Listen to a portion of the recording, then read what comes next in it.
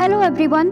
Intense competition के बाद Republican candidate Donald Trump दूसरे टेन्योर के लिए यूनाइटेड स्टेट्स के प्रेसिडेंट चुने गए हैं। ट्रंप ने डेमोक्रेटिक कैंडिडेट कमला हैरिस को 277 इलेक्टोरल वोट से हराया। ट्रंप को विजेता घोषित कर दिया गया है। दुनिया भर के कई नेताओं ने आगे आकर ट्रंप को उनकी हिस्टोरिक विक्ट्री पर बधाई दी है। चलिए अब आगे बढ़ते हैं और जानते हैं अमेरिकी राष्ट्रपति चुनाव के बारे में। अमेरिकी राष्ट्रपति चुनाव हर 4 साल में नवंबर के पहले मंगलवार को होता है। एलिजिबल होने के लिए उम्मीदवारों की आयु कम से कम 35 वर्ष होनी चाहिए, उनका जन्म संयुक्त राज्य अमेरिका में हुआ हो और पिछले 14 वर्षों से अमेरिका में रह रहे हों। परंपरागत रूप से उम्मीदवार चुनाव होने से 1 साल पहले राष्ट्रपति पद के लिए चुनाव लड़ने का अपना इरादा सार्वजनिक कर देते हैं। चूंकि चुनाव आयोजित करने वाला कोई नेशनल अथॉरिटीज नहीं है, इसलिए लोकल ऑफिशियल्स की मदद से चुनाव आयोजित करते हैं। चलिए अब आगे बढ़ते हैं और एक नजर डालते हैं इस पूरी चुनावी प्रक्रिया पर। यूएस प्रेसिडेंट और वाइस प्रेसिडेंट सीधे जनता द्वारा नहीं चुने जाते हैं। इसके बजाय उन्हें इलेक्टर्स द्वारा इलेक्टोरल कॉलेज नामक प्रक्रिया के माध्यम से चुना जाता है। इस चरण के दौरान पार्टी के सदस्य अपने पसंदीदा उम्मीदवारों के लिए मतदान करते हैं और अपने प्रतिनिधियों को नेशनल कन्वेंशंस में इन ऑप्शंस का रिप्रेजेंट करने के लिए नियुक्त किया जाता है। चलिए अब एक नजर डालते हैं मतदाताओं के कर्तव्य और मतदान के ऊपर। राष्ट्रपति और उपराष्ट्रपति के लिए फॉर्मल फॉर्म से मतदान करने के लिए मतदाता दिसंबर में मिलते हैं, जबकि मतदाता ट्रेडिशनल फॉर्म से अपनी पार्टी के उम्मीदवार के अनुरूप मतदान करते हैं। ऐसा करने के लिए कोई संघीय कानून उन्हें बाध्य नहीं करता है। हालांकि कई राज्यों में मतदाताओं की वफादारी को लागू करने वाले कानून हैं और फेथलेस इलेक्टर्स दुर्लभ हैं, जैसा कि 2016 के चुनाव में देखा गया था। चलिए अब आगे बढ़ते हैं और विश्व स्तर पर ट्रंप की कुछ कंट्रोवर्शियल पॉलिसीज के बारे में जानते हैं। तो पहली है ट्रेड पॉलिसीज।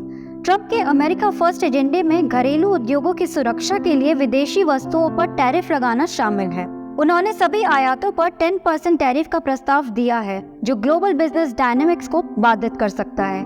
दूसरा है फॉरेन अलायंसेस। ट्रंप ने डिफेंस स्पेंडिंग कमिटमेंट्स को पूरा नहीं करने के लिए नाटो सहयोगियों की आलोचना की है और इंटरनेशनल अलायंसेस में अमेरिका की भागीदारी को कम करने का सुझाव दिया है, जिससे कलेक्टिव सिक्योरिटी अरेंजमेंट्स कमजोर हो सकते हैं। तीसरा है इमिग्रेशन पॉलिसीज। H-1B वीजा पर सीमाओं सहित strict immigration control global talent mobility को प्रभावित कर सकता है, जिसका असर भारत जैसे देशों पर पड़ सकता है, जहां बड़ी संख्या में पेशेवर अमेरिका में काम करते हैं। और चौथा है जलवायु नीति। पेरिस समझौते में ट्रंप की पिछली वापसी और एनवायरमेंटल रेगुलेशंस को संभावित रोल बैक से जलवायु परिवर्तन से निपटने के वैश्विक प्रयासों में बाधा आ सकती है। चलिए अब आगे बढ़ते हैं और जानते हैं कि भारत के प्रति किन नीतियों ने उनके अंतिम कार्यकाल को परिभाषित किया। पहला है रक्षा सहयोग। अमेरिका ने एडवांस मिलिट्री टेक्नोलॉजी के हस्तांतरण की सुविधा प्रदान करते हुए भारत को एक प्रमुख रक्षा भागीदार के रूप में नामित किया। 2018 में कम्युनिकेशन कंपैटिबिलिटी और सिक्योरिटी एग्रीमेंट्स पर हस्ताक्षर से मिलिट्री इंटरऑपरेबिलिटी में वृद्धि हुई। दूसरा है व्यापार संबंध। जबकि व्यापार में वृद्धि हुई, टैरिफ और बाजार पहुंच पर विवाद पैदा हुए, जिसके कारण 2019 में जनरलाइज्ड प्रेफरेंस सिस्टम के तहत भारत की प्रेफरेंशियल ट्रेड सिचुएशन समाप्त हो गई। चौथा है strategic alignment. America, Bharat, Japan और ऑस्ट्रेलिया को शामिल करते हुए क्वाड्रिलेटरल सिक्योरिटी डायलॉग का रिवाइवल, जिसका उद्देश्य भारत प्रशांत क्षेत्र में चीन के प्रभाव का मुकाबला करना है। अब सवाल ये उठता है कि ट्रंप के पुनः चुनाव और भारत अमेरिका संबंधों के संभावित सकारात्मक पहलू क्या है। आइए जानते हैं। तो पहला है renewable of trade talks. Bharat के साथ मुक्त व्यापार समझौतों पर चर्चा फिर से शुरू करने का ट्रंप का इरादा 2019 और 20 में रुकी हुई वार्ता को रिवाइव कर सकता है। संभावित रूप से व्यापार की मात्रा और टेक्नोलॉजी ट्रांसफर में वृद्धि हो सकती है। दूसरा है मिलिट्री टेक्नोलॉजी। मिलिट्री टेक्नोलॉजी तक पहुंच। ट्रंप ने भारत को अमेरिकी सैन्य हार्डवेयर प्रदान करने में रुचि व्यक्त की है, जो भारत के आधुनिकीकरण लक्ष्यों के अनुरूप है।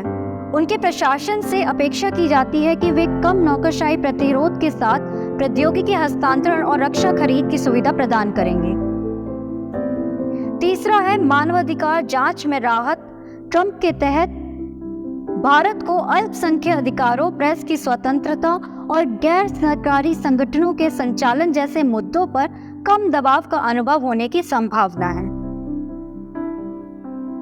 नेक्स्ट है खालिस्तानी सेपरेटिज्म के खिलाफ कड़ा रुख। उम्मीद है कि ट्रंप अमेरिका में खालिस्तान समूह के खिलाफ कार्रवाई करेंगे, जिसे भारत के लिए फायदेमंद माना जा रहा है। वे कनाडा की जस्टिन ट्रूडो सरकार के प्रति भी अनुकूल नहीं हैं। और लास्ट है संभावित डॉलर की कमजोरी और विदेशी मुद्रा अस्थिरता। बढ़ती इन्फ्लेशन और व्यापार घाटे से अमेरिकी डॉलर कमजोर हो सकता है। भारत के लिए कमजोर डॉलर आयात लागत को कम कर सकता है। तो ये थी important information regarding this topic. For such news kindly stay tuned. जय हिंद।